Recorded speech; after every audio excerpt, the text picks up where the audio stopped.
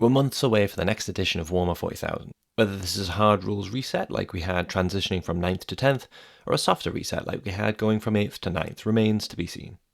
One thing we can expect is a new edition will invariably bring new rules and, with any luck, new releases to further flesh out our refreshed range. So I thought it might be fun to have a look at Space Wolves, what they have, what they might be lacking, and what I'd personally just like to see added. Here's my top 10 wants for Space Wolves 11th edition. Welcome to my mini Grimdark.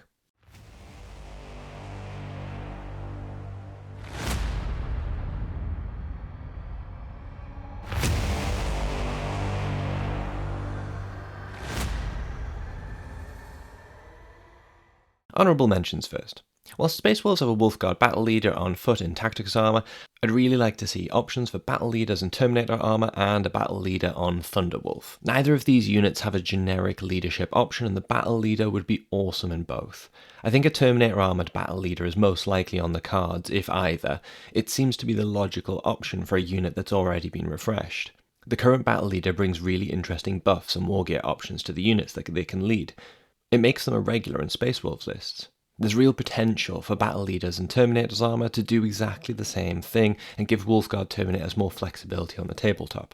Next up, Njal Stormcaller does need some work, but I think this is probably more a problem with Psychers in general in 10th edition. So to fix them, we'll probably be looking at a change to 40k rather than Njal primarily. So I've left him off the list with this in mind, but I'm holding out hope that adjustments to how Psychers work in 11th edition might make him more viable in play on the tabletop. The entire Space Wolves Dreadnought range does need a refresh, and I'd love to see Wulfen Dreadnoughts and Murderfang get globes to Primaris era scale, but they fell just short of my 10. I suspect Venerable Dreadnoughts will get a new sculpt for Space Marines in general in 11th edition, maybe even before the end of 10th, but we'll have to wait and see if this translates into a Space Wolves specific unit. There are some characters missing from Codex Supplement for 10th, and I'd like to see them returned, most notably Lucas the Trickster and Harold Dreadwolf with Icefang, but realistically, I think the characters that actually have datasheets in the Codex still awaiting refreshers are likely to be Games Workshop's priority, so whilst I'll be happy to see these epic heroes return, they fall just short of my 10. And the final honourable mention goes to the noble Longfangs. This range support unit used to be a staple in Space Wolves' range, but hasn't had updated sculpts for quite some time. I'd like to see them return, maybe with a slightly different feel on the battlefield, potentially some different loadout options.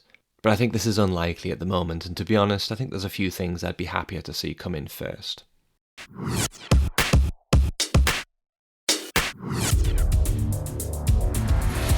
So, kicking off at number 10, we have two variants of the Bloodclaws that I think we can have a lot of fun with and would actually simplify life for Games Workshop as well. Swiftclaws and Skyclaws are just Bloodclaws on bikes and Bloodclaws with jump packs. As it stands, Space Wolves only really have access to a couple of fast attacks units in their supplement, namely Thunderwolf Cavalry and Wulfen. The thing is, these units complement the way Space Wolves play on the tabletop so much that they're a real staple in competitive lists. It's resulted in them being overplayed in tournaments, which, if this continues into 11th edition, is just going to result in the inevitable nerfing like we've had and seen in 10th edition. To avoid this, we need more choice outside of hiring in Codex Space Marines units, and a few of our own ferocious and partly disposable fast attack units in Bloodclaws would be perfect for this. They're just Bloodclaws. It would be hard to make them overpowered, but the utility and fun factor of them on the tabletop would make them very playable and give competitive players the choice beyond Thunderwolf Cavalry. And Games Workshop did a great job in making Bloodclaws unique, but not overpowered in 10th. They have a simple datasheet aligned to their sole purpose with some interesting leader choices that make them a little spicier but never broken. Replicating this into jump pack or bike form would be a lot of fun and give the Space Wolves player extra variety in this space. Also, I can already picture them, and they look awesome.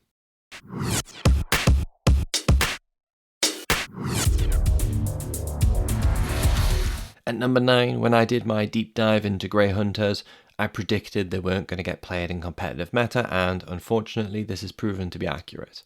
They're pretty fun on the casual table, but realistically the points investments for the unit can generally be better placed elsewhere, even in fun games. This is a shame, because Grey Hunters should be the backbone of the Space Wolves force. They're supposed to be the tempered and controlled versions of Bloodclaw, keeping all the ferocity, but now with the ability to follow strategy and direction. With this in mind, here's a few considerations that I think might work. Option A would be a unique ability to represent their pack hunting mentality. Taken as a unit of 10, they then have the ability to split into two 5-man units at the start of the game. This could then be combined with a separate ability that buffs the unit when they target the same enemy to represent them hunting their foe together. If the buff was strong enough, this could be both a ton of fun and genuinely impactful, but the necessity to still take 10 in your list and the need to target the same enemy would also stop them being broken. Alternatively, we could just give them Scout 7 core ability. No one else in the Space Wolf selection has this as it currently stands, so this would give them a purpose and appeal above other units. It's not exciting, but it does make them more interesting. Option C would simply just be to allow them to be taken in units of 5, no further changes necessary. And finally, and I hate myself for saying this, but just make them intercessors with chainswords and without grenade launchers. Give them sticky objectives, allow them to be taken in 5s, and just let them be more melee-focused version of the high-utility unit that intercessors are for Space Marines. What will ultimately happen depends a little on how 11th changes from 10th. If there are dramatic changes, Grey Hunters might suddenly become the next best thing, but I think it's more likely that they'll stay as they are now until a new codex rolls around.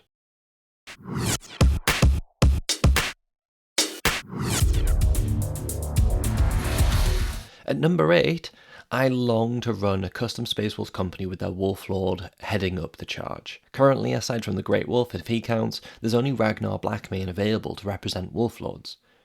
Let's open the door to customization or some conversion, and give Space Wolves a Wolf Lord datasheet to command forces. I'm pushing my luck, but a Wolf Lord on foot, Thunderwolf and Terminator armor would give us some pretty cool choices down the line too. My only concern with this one, I suppose, is what would the impact be on the Wolfguard battle leader, as his datasheet is currently a blend of captain and lieutenant from Codex Space Marines. The Wolf Lord could have a similar or the same datasheet, just with different abilities and loadout options to represent their status. There's potential here, and I'd love to see it realised.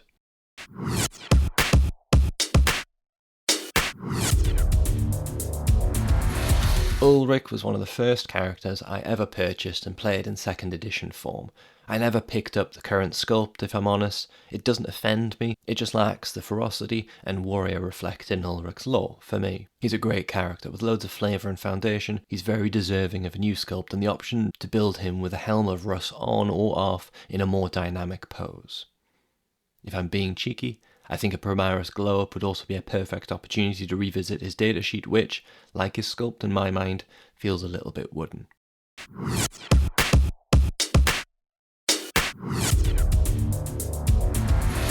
Although Njal didn't make it to the list, the idea of a Rune priest to build out Space Wolves as leadership range and essentially give them a librarian equivalent unit is one that sits high on my awesome meter. They've existed in the past, and this would be an easy datasheet for Games Workshop to balance. It just needs to be a Wolfy librarian. In turn, they could then run their own Space Wolves version of Librarius Conclave-esque detachment, and who knows, maybe this alone would work to build Njal onto the tabletop as a viable warlord for the army. Also, narratively, I want to run a young Rune priest setting out on his own sagas in Crusade mode. So much potential here.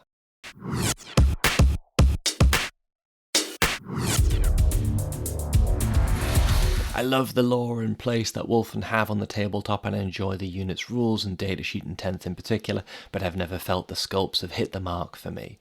The lore states that these are torn and mutated Space Wolves, ferocious and almost animal in nature. They're described as having ripped through their own armour as they bulged out of normal proportion. I think Games Workshop could do something very grimdark, very gnarly for the next Wulfen sculpt. I'm personally thinking of something between this and this in terms of style. It might mean changes to the datasheet, potentially ditching the frag launchers and putting the entire focus on the unit's melee profiles and abilities. I personally don't mind this idea at all.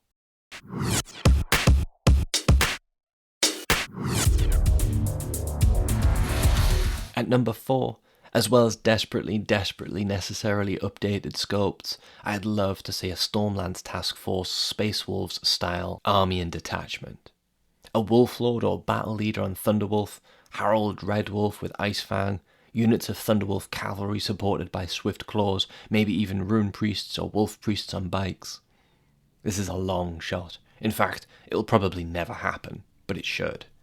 Thunderwolves are a big part of Space Wolves lore, and the current representation is a little dated now. Games Workshop have really struggled to balance Thunderwolves across editions too.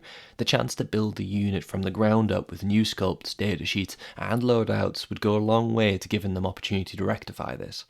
Personally, I'd like to see them become a powerful elite unit, maybe taken in units of 2 or 3, with Wolfguard and Wolfguard battle leaders mounted on tank-sized Thunderwolves, big, fast-moving, blockage-wrecking monsters, rather than mounted cavalry.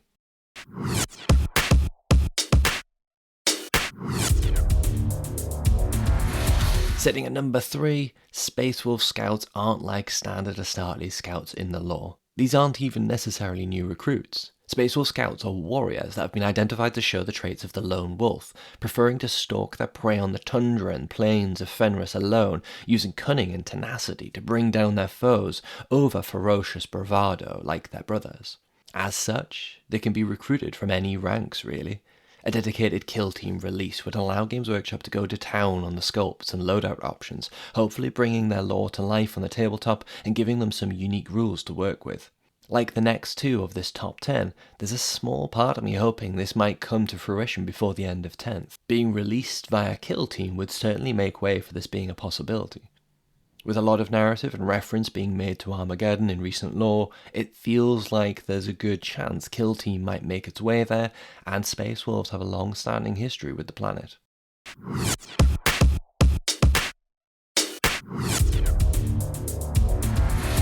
At number 2 on my wants for 11th edition, Leman Russ, Primarch of the Space Wolves. This is an easy one, really. The line for the Dark Angels is one of the best sculpts Games Workshop have released over the last few years, and when you look at the gorgeous sculpt that Russ has in 30k, imaginations run wild with what could be achieved for 40k. Of course, he's been hunting the warp for thousands of years. The Emperor's Hound might be unrecognisable at this stage, both in appearance and behaviour. How far could a Primarch be tainted by the Canic's helix that runs through his veins? And of course, if Ulrik and Bjorn are to be believed, Russ's return is said to prophesy the final battle for Space Wolves. When you consider what happened to Cadia and the work that Abaddon and Vashtor have been doing to find their mysterious keys, I'm a little worried that Russ's return might coincide with the raiding of the Fang for one of those keys and a final desperate battle on Fenris.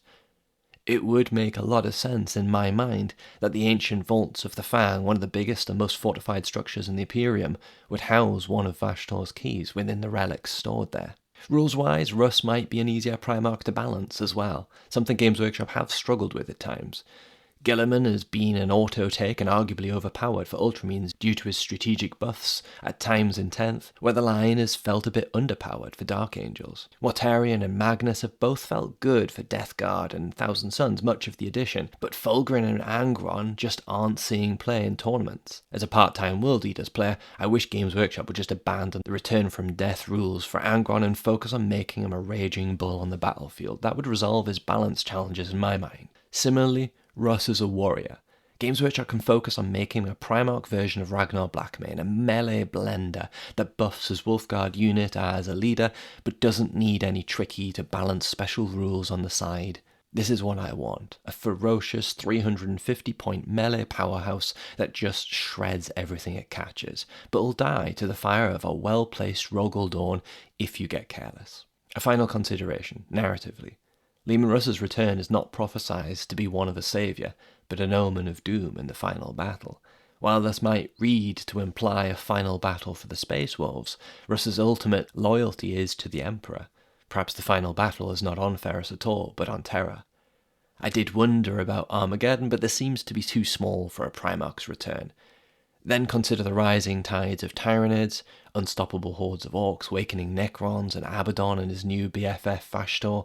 All things are pointing towards the Golden Throne, and maybe, just maybe, Games Workshop is readying an end-time event for the Imperium in their current form. Warhammer 40,000 isn't going to stop, so I'm pretty confident humanity can't win the day and ride off into the sunset. For me, the only way Leman Russ can return to a final battle, in my mind, is through a catastrophic loss of one front or another. The question really, which front? Just floating this one, no evidence or rumours that I've seen to back this up, it just feels like where we might be headed.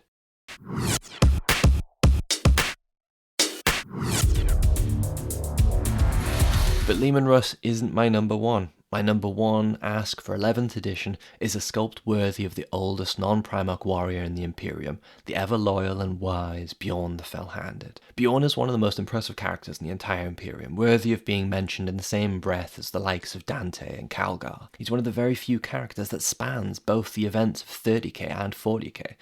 It makes him a real treasure of a narrative piece, and players from the 90s 40k will recognise his boxy wolf form regardless of which side of the table they play on. In 10th, Games Workshop did a genuinely great job of creating a datasheet that makes him very playable but not overpowered.